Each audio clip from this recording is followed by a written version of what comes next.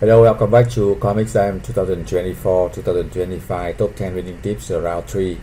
On the decision to get the top result. I show you detail now.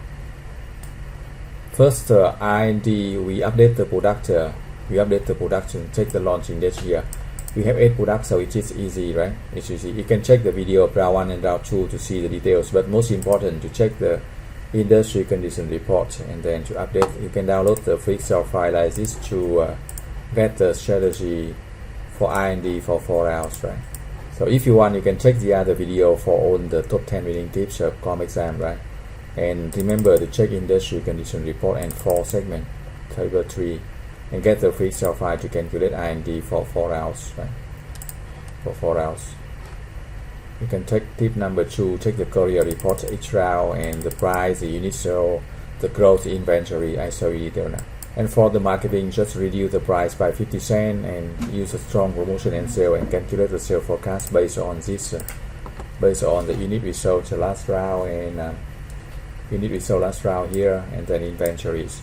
You can use Excel file to calculate for here the unit we sold last round and calculate the demand here and calculate the sale forecast and production, and we put into the game. Right? So round 3 and 4 is quite simple because we have done dry in round 1 and round 2, and we have sale forecast here, inventories here, we have the production here, and then we increase automation and buy more capacities. We have enough capacity now for round 3, so it's just buy some for the needed product, and then we still use the 5,000 for recruitment, 80 hours for training to get the best workforce.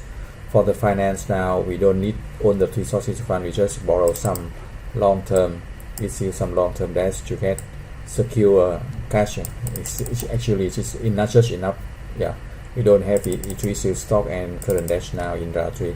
Next round we can pay more dividend, but this round is enough.